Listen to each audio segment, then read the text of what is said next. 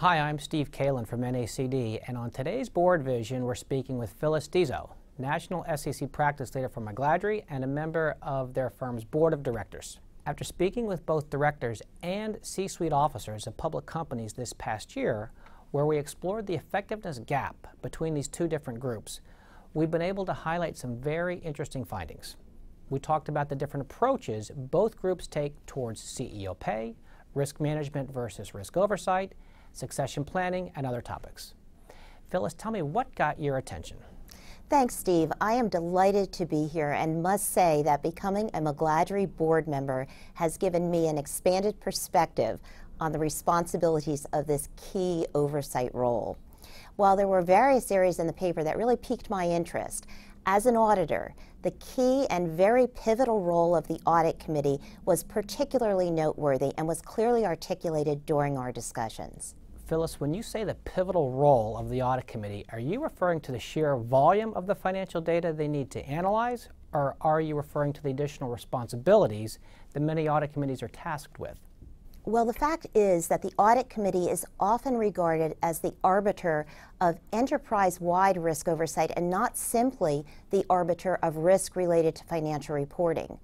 While one might dispute the conceptual advisability of this approach, nonetheless, the audit committee is the focus of both external scrutiny and internal expectations. That's quite a responsibility and simply underscores the expectation gap that exists between the board and the C-suite.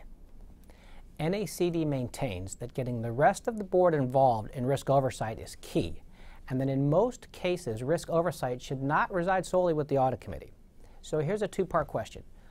One, what are some non-financial risks that audit committees can tee up for the full board to weigh in on where their input will be invaluable?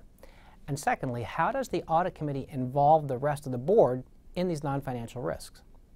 Operational risks like supply chain risk and commodities pricing, IT risks like protection from hackers and internal system failure, human capital risks, and more. Oversight of this multitude of non-financial risks are what make the audit committee so pivotal, as we said earlier. Getting the full board involved requires an audit committee equipped with the appropriate training and tools and acting with the mandate of the full board. This is the crux of the issue, empowering audit committees to engage the full board in tying risk oversight to strategy. Several of the directors that we spoke to felt that the audit committee was so pivotal that every director should serve as a member during their tenure on the board. This would ensure that the knowledge of the audit committee was disseminated throughout the board. What are your thoughts on this, Phyllis? There are probably some practical considerations that would make this difficult. For example, the NASDAQ and New York Stock Exchange guidelines requiring financial literacy, and the fact that committee members require some initial time to develop a cadence. But I think it underscores the importance of the audit committee and the increased need that audit committee members receive the training and support they need.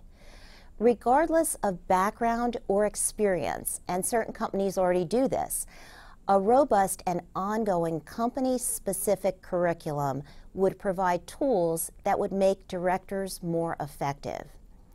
I think the point here is that the audit committee is perceived to have, and in actuality probably does have, an ever-broadening role. This is an issue most companies need to be aware of. Audit committee members certainly have their challenges. There are initial qualification guidelines, and there's a need for ongoing training. But what about the way financial information is managed as it makes its way to the audit committee for their review?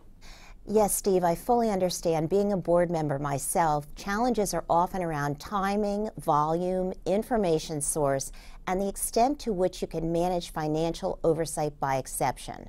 What I mean by that is focus on the red flags and the entries that always require judgment.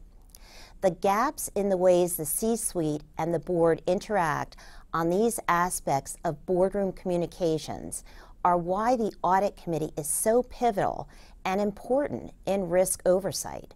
The audit committee is there to establish process. Said another way, clearly defined board procedures bridge the effectiveness gap by providing clarity. I don't mean to be simplistic, but it's really all about process.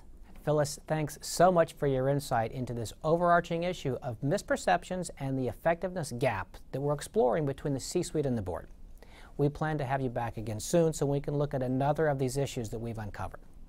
For Phyllis Deiso and McGladrey, I'm Steve Kalan, and this is BoardVision.